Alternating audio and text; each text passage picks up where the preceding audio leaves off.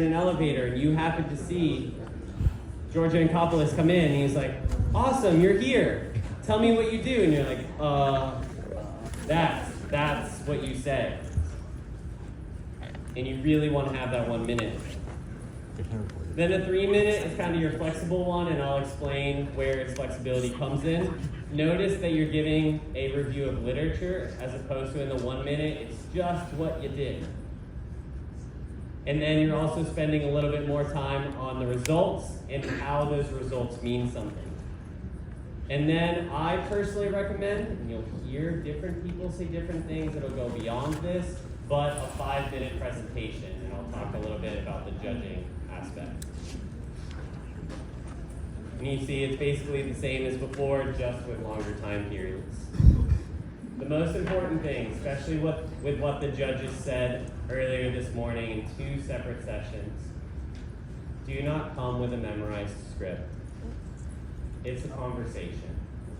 And if you don't know your project in a way that you can converse with someone, then please practice conversing with someone about your project rather than just blasting them with a speech. This is not a speaking competition. It's a research competition where you're supposed to bounce ideas back and forth. So some of the things I do in my classroom is I make it a game, a new challenge. You might do, call me out at the end. I'll leave it to my delegation though. Find your word that you are really bad at saying over and over and over again. My word is so. It's my transition word. I don't hit ums, uhs, and likes very often, but I will sew it up to pause in between everywhere I can. So we'll have someone, I didn't even know.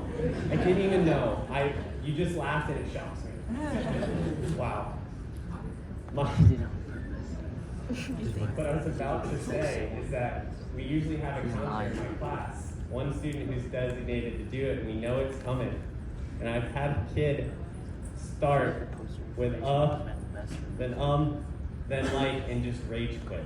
I felt very close to just doing that a second ago. All right, another thing that you want to do is support your claims. In my classroom, it's built with bricks. You can see all the concrete bricks, and I say, you see that brick? It's like this high up the wall. It can't float there. There are many bricks below it. Your research cannot float on its own. It is founded upon the research of others. So please make sure that you know the foundational research of others because it validates what you're doing. And the most cited reference of all time is they. You were at the morning session.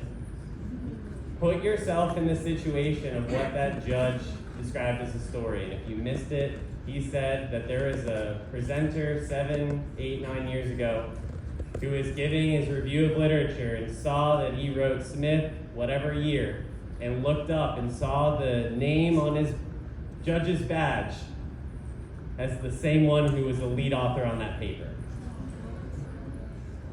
That's a good thing.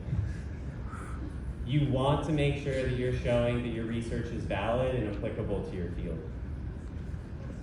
So here's how we develop it. So we have a number of practice presentation formats.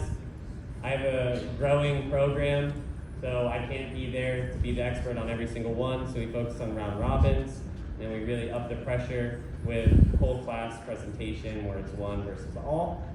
And then I also include expert guidance, which you can see here. One thing that you really want to do is you have both the poster, which we just talked about.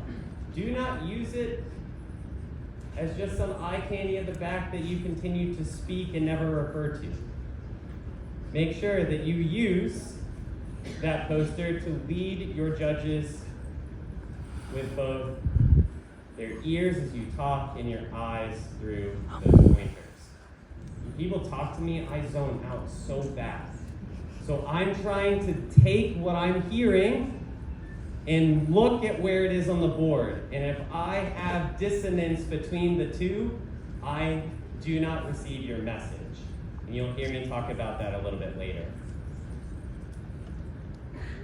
Another big thing is that for our review of literature, we have lab summaries, just like professional labs do, usually weekly, where you have to find an article and you present it to the lab. So my students are so successful because they are presenting all the time, and not just their own work that we become so accustomed to, but also other people's work. So that's the art that allows them to be flexible regardless of the situation and the content at hand. So this is what one of my classrooms looks like. So this is round robin setup. We have our visual displays, so you don't have to waste ink on paper. You can see right at the beginning, I even had someone presenting on Zoom with a board on the projector screen. We don't need to see this video. So what does that look like in execution? One of the things is here, looking at competition. So we have a really robust and long competition circuit, starting with JSHS, the Junior Science and Humanities Symposium, or if you're in Florida, we have E in the middle, Junior Science Engineering Humanities Symposium. And then we have our regional fair in February. In early March, for our physical sciences categories, we have Lockheed Martin Science Challenge. Late March, we have our state science fair. April, we have a paper-based JSHS-like Yang competition, then ICEF in May, and Genius Olympia later. And that's not to just say that we have all these competitions and haha, you don't. It's to say, find other competitions. There are so many others that exist beyond what I've just said, one of which is Sigma Xi, which has a student research showcase that you might consider. And some more teachers to be warned, you'll create exceptionally compelling presenters. And we have a symposium showcase of all of our presentations, and they were very upset at the continual need to dress up. So they wanted to dress in Hawaiian shirts. And I said, why? Because we want to. I said, that's not a good enough reason. So then they created this presentation of saying that it could be chilly in the room. So we need to wear layers. Hawaiian shirt with an undershirt. And then the perception of a Hawaiian shirt might be that we're too casual. Their big fear was that research at our school could seem too aloof and esoteric. So they wanted to look casual. And then I said, well, their work speaks for themselves and they don't have to worry too much about that. So needless to say, Hawaiian shirts were at our symposium. So then last but not least, we'll talk about judging. So recap, ICEF judges, for those of you who are new, you're gonna see time cards that'll show a judge assigned every 15 minutes. You do not get the full 15 minutes.